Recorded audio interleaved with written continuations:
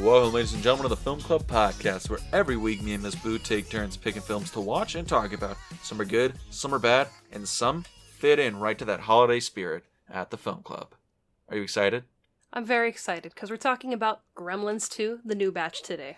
Yes, this is fitting in with our last episode for the holiday seasons, because last week we watched Gremlins, and now that we're on Gremlins 2, because logically that's where we have to go. Exactly, you can't have one without the other. Now, I'm trying to figure out my feelings on this movie. I think I loved it, but I'm not sure. I liked it. I mean, it felt very much Looney Tunes. Yeah. Let alone we open with Looney Tunes. Yeah. Which I'd forgotten about. I haven't seen this movie in a long time, so I forgot that we have that whole opening with Bugs and Donald. Yeah, Donald Duck. No. Is that Disney? Yes. Daffy Duck. Sorry. God fucking damn it. Sorry. I haven't watched Looney Tunes in a long time. But, yes, we have Bugs and Daffy fighting over the Warner Brothers logo. I mean, let alone anytime you hear the Warner Brothers theme, it's like, all right, we're going to get something great. I thought it was weird, because when I started the movie and it started the old, like, Looney Tunes Warner Brothers thing, I was like, did I click the wrong link? No, this is the movie.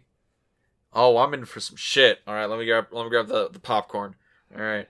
And this was an entertaining movie. It was so much wackier than the original Gremlins. Oh, yeah. There's no Christmas involved in this at all. No.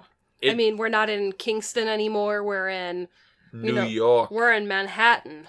It's a really interesting movie. But honestly, what I found the most interesting about the movie isn't even the movie itself. It's like why it exists.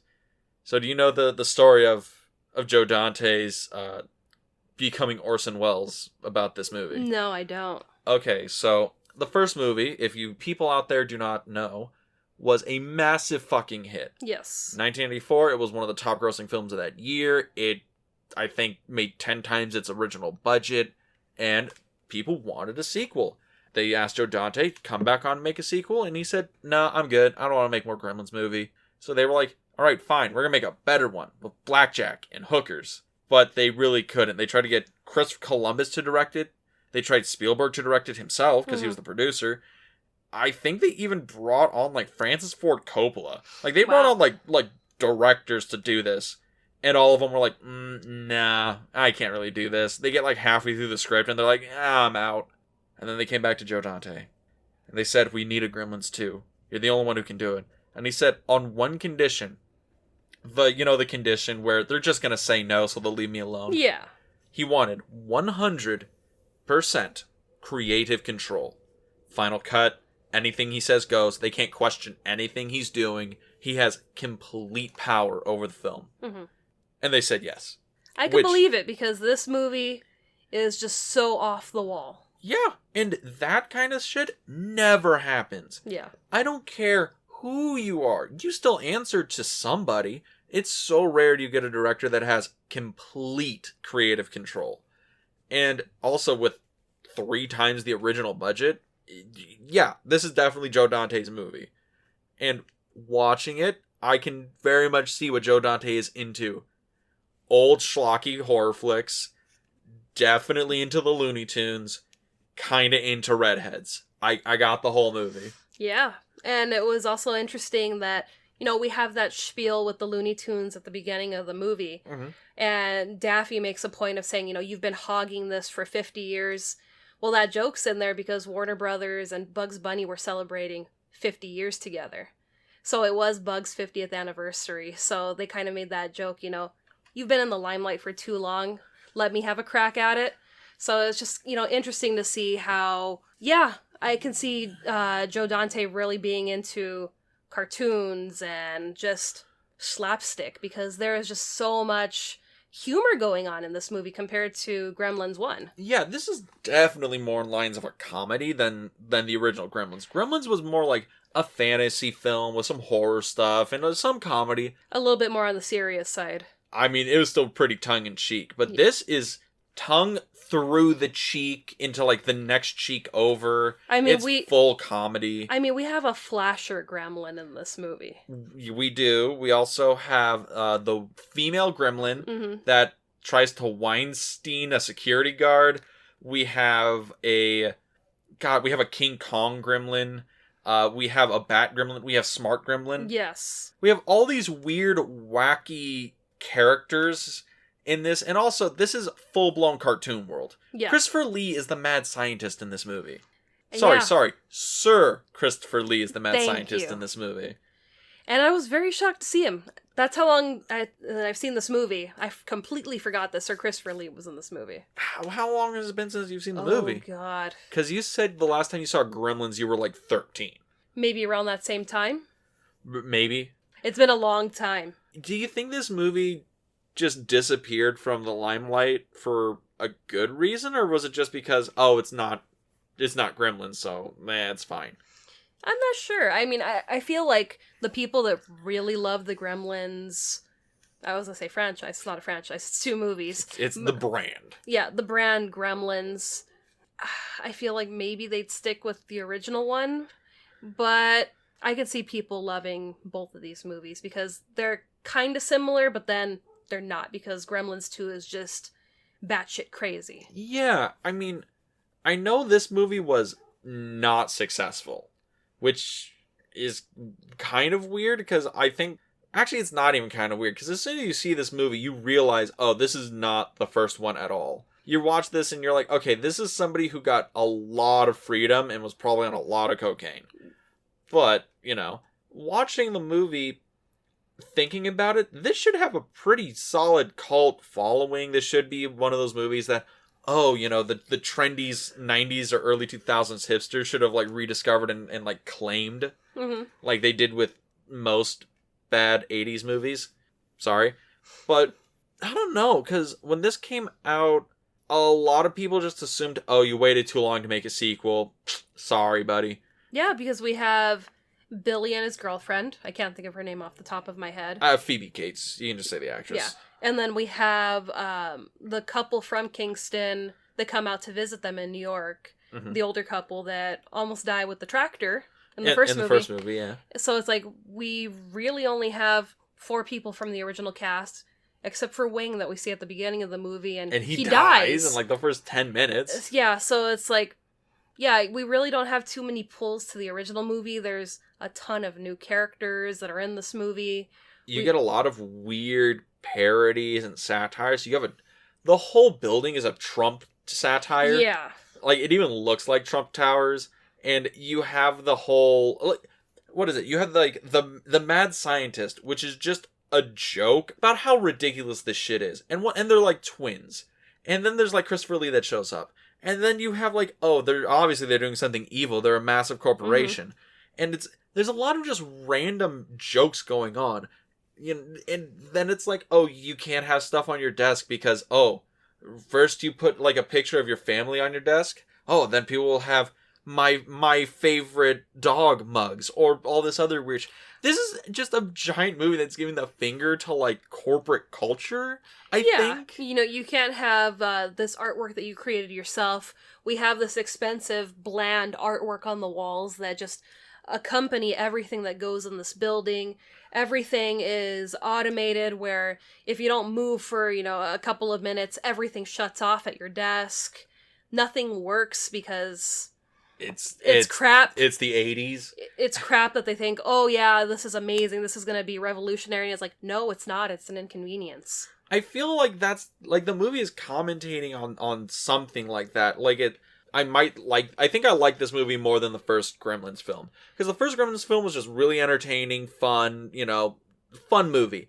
But this one, I think it has a point. I think it's trying to say, 80s materialism, capitalism, all that stuff is man, this is what we're doing, man. We got too much money. We're up our own ass. Blah blah blah. We're ruining, the local town. The culture, all this other stuff. I really think this movie is a lot smarter than should be on paper.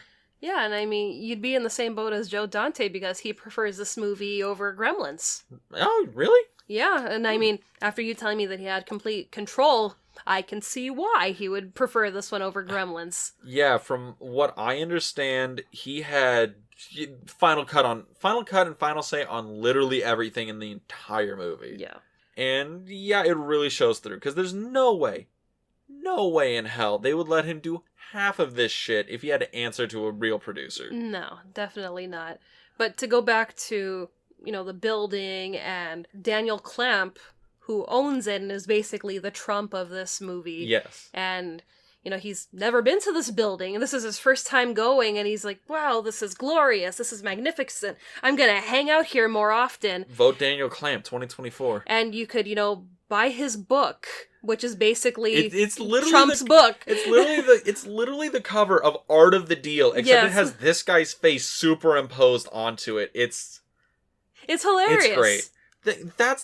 I think that's why I like this movie, is because there's so much of those like weird subtle gags in there. Like, when Phoebe Cates comes in to grab the gremlin and take him out of the building, he's literally on top of the giant model thing, and there's all the airplanes and he's flying around his head, and he's like, cuckoo, cuckoo. Well, it's all the airplanes, and he's smashing them up like he's King Kong. Yeah. And then you have Gizmo shows up dressed as Rambo with the little red bandana. I mean, how cute was that? It's adorable.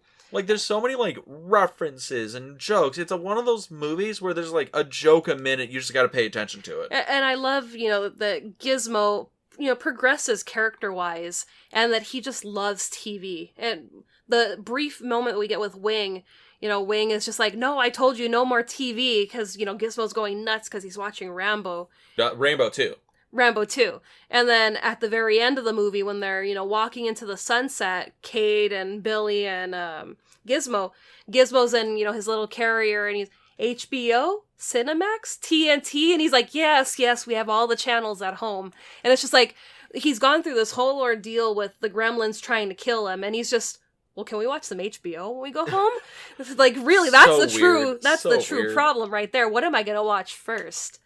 It is just a funny movie, and it's a really interesting movie. I would say the best part about this is definitely the humor. The humor is just, palatable. It just works, right? And it's one of those things where it's hard to describe, because there's so many, just visual gags in here. I mean, Kate, who is Billy's girlfriend, and she works in the building with him, and she's a tour guide. The stupid hat she has to wear with the building on top of her head. Oh my god, that is the dumbest hat I've ever seen. And I've seen The Life Aquatic with Steve Zissou. There's some dumb hats. That's the thing. I just want people to go and watch this movie just so they understand what we're talking about, because there's so many gags. But have you ever been on those, those rides or show things at, Disneyland? Where it's Eric Idle, and he's giving the whole oh, everybody, you gotta be careful. Yeah, I've seen videos for the Eric Idle one in Walt Disney World. Yeah, so with Figment. Exactly. So this movie is that, but extended out to 108 minutes.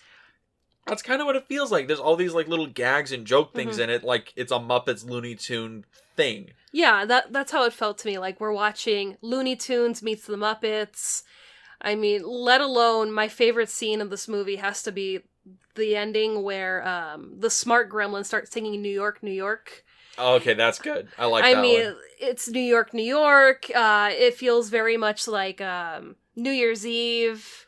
They're throwing a huge party. They're just, transitioning into different parts of pop culture, and it's just what is going on? And this is amazing. I don't want it to end, because it's just so funny. Yeah. I think this movie just works so much better as a comedy. And I had to look up who does the voice of the smart gremlin. Yeah, who does that voice? Because it sounded so familiar. Well, it's Tony Randall who does the voice of him. But for the life of me, I thought it was Mel Gibson. And I was just like... Really? It just sounded like Mel Gibson to me. And I'm like, really? Is Mel Gibson in this movie being smart gremlin? And I was just like, once the credits roll, I'm like, oh no, that's not Mel Gibson, but... What has Tony Randall done? Because his voice sounded so familiar. Is this the biggest thing he's done? No, he's done a lot of movies. He was in Down with Love with Ewan McGregor. He's been on Conan's show, The Magic School Bus. Oh, wait, he was on The Magic School Bus? Mm-hmm. Shit, that's the deep cut, man. That takes me back. That's right, yo. But... yeah, I really thought it was Mel Gibson doing the voice. I mean... That's a weird one. It sounded like him to me. Sorry, I know Mel Gibson from Mad Max, where he says very little, and this brainy gremlin speaks way too much. That's the thing. And then we have Howie Mandel, who's Gizmo in this movie. Yeah, he was Gizmo in the last one, too. Was he? Yeah, he's been the voice of Gizmo. It's really weird, because I just don't... Is it bad I only know Howie Mandel from, like, game shows? That and, I know he did Little Monsters with Fred Savage, because I know that movie. That one, hood classic. Go and watch Little Monsters. That great movie is lit. No, he also did that animated show. Was it like Life with Bobby? Where it's the little boy on the big wheel? Oh, God, I have no idea. What? Because I know he's somebody who's very, very famous, but I think he was in that camp of famous people of a generation before me, and I'm sorry, Howie Mandel. I don't know why you're famous. I'm pretty sure it's for a good reason. Yeah, I mean, he's been in a life of stuff. Bobby's World. There you go. Okay. Yeah, but to take it back to Daniel Clamp, who, this is his building and this is his world, basically, because, throughout the building you hear, you can't come to New York without, taking a tour through this building, and it's like, well, who wants to see this building, Yeah, it's a broadcasting center, but it's like, so? It's like, who cares? But I was wondering, did you recognize the actor that plays Daniel Clamp? I recognized him. He was in a bunch of, like, supporting actor and, like, character roles and stuff forever. I want to say he's in, like, Batman Forever. I think that's him. And if not, then he plays a mad scientist in something. What's he in? Well, I was going to tie it back to our Christmas time, or our Christmas extravaganza from last year. He's in Scrooged. Is he? He's the one that Bill Murray's constantly fighting with. He's the consultant. That's right. I recognized him from somewhere. I could not place him. So it's like the thing where you see a character actor and you're like, I know that guy. He's that guy from that one thing. But you can never know their name. Yeah. It's the guy who's like, I've been in, 1,000 movies. I've been in all these Spielberg, all these other movies. You have no idea who my name is because I'm always played the quirky mailman in all the movies. Yeah. So I just thought it was interesting. He's kind of playing the same character in this movie, but we get more of him, and it's just interesting to see the rise and fall and rise of this character because, he's this tycoon, and then, oh my god, the world's ending, and he plays that, dramatic video of, well, it's been a blast, but now the world is gonna end. Goodbye. That's a real video? Yeah. Yeah, it's, I think CNN, yeah. But back to Gremlins 2. Yeah, but so what are your thoughts on the movie? What would you give this out of 10? I'd probably knock it to a 6. Really? I liked it. It really felt off the wall for me. Gremlins, it felt a little bit more structured, a little bit more tuned. This felt like I'm watching a cartoon. Yeah. And while I love cartoons, this was just like... Was it too all over the place for you? It was a little all over the place for me. I mean, I loved Grandpa Fred, who plays, the... It's the guy from the Munsters, right? No, he's actually from Mrs. Doubtfire. No? Oh, man. I ruined... But they look dead ringer. Yeah, they looked really similar. But I loved his character, where he just wanted to be a news broadcaster, and they stuck him in this role of basically being the Peter Vincent of the station. Yeah. Where that was also another thing that I didn't like about Clamp in this movie. He fires Rowdy McDowell? Well, no, not that. Just, he doesn't like black and white movies. He only likes color movies. So they talk, okay, tonight, Casablanca, in color. It's a Wonderful Life, in color. Yeah. Well, that's a whole joke about, like, George Lucas and God, who was it? Ted Turner? Yeah. Like, because you know about that, right? Like, Ted Turner wanted to recolorize all those classic movies and stuff because, we had the advent of color, and the director obviously would have wanted these done in color if he had access to it. But that's, like, a thing. I think George Lucas lobbied the Library of Congress to not do that, to not allow that to happen, which is weird from George Lucas, who has gone on to remaster every Star Wars film at least 3 times. But, yeah, that's another thing. I really like this movie because it comments on that stuff. It's really a microcosm of stuff going on around 1990 that Joe Dante was like, I get to make fun of all these things in my own way, and you can't say I can't. Yeah, I mean, we have a reference to Legos, which was huge in the 90s. When Clamp sees Gizmo for the first time, he's like, you know what? We could brand this and he could be one of those little things where they have the suction cups and you put them on the window. It'll be in every car in America. And it's just like... It's the whole joke about merchandising. You only create to make merchandising. I mean, let alone with the building when they, when she pulls the fire alarm. And it's not just, your basic, fire, get out of the building. Oh, there has been an inferno set upon this building. Fire, meaning warmth. And it's giving you... It's this such... extra on top of everything. And people are looking out their offices like, well, is it on fire? I don't know. Well, I guess I'll leave. I mean, and it's just talking and, oh yes, since the dawn of time, man with fire. And it's just like, what is going on? Honestly, so you give this movie a 6, right? Just because it's so all over the place? Yeah. I give this movie an 8. Like you gave Gremlins an 8 last week, and I was like, I can give it a generous 7. 8, yeah, I can see that for pure entertainment. This, solid 8. This movie is funny, it's weird, I think it has a point, it's commentating on stuff, and it works. At least I think it works. Is it all over the place? Yeah, it's a little all over the place, but it all kind of comes together. It does, and I mean, the ending is so much fun. Yeah, and I love Grandpa Fred because we see him as this guy that's stuck in a role and wants to be something else, and he's like, well, the Gremlins are kind of taking over. You know what? You guy that has like the tons of cameras hanging off of his neck, you're going to be my cameraman and we're just going to commentate and we're going to go look at the Gremlins and talk to them. And Clamp at the very end, he's like, you know what? You're going to be my newscaster at 6.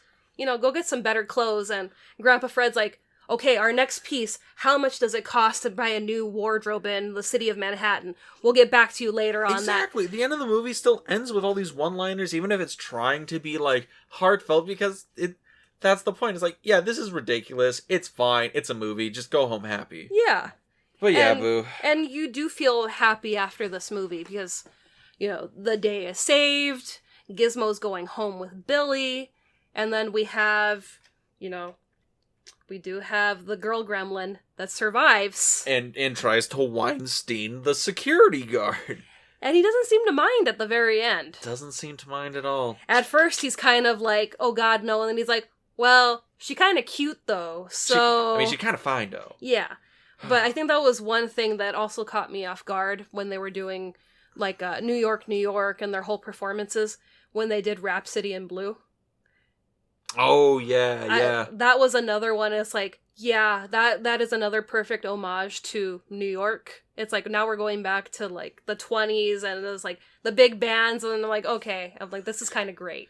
Yeah, the ending of the movie is fantastic. It really it ties the room together. It does.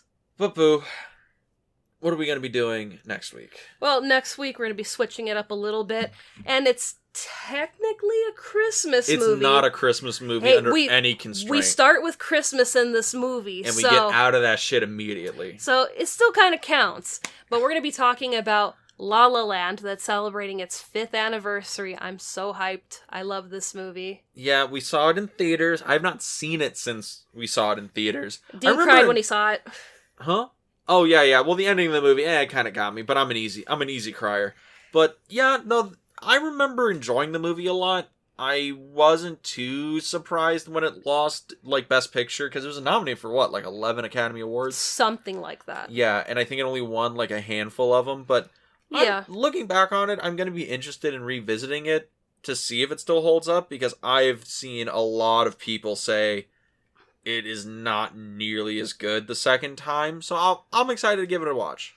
And I've seen it a bunch of times, so you'll hear our 2 differing opinions next week.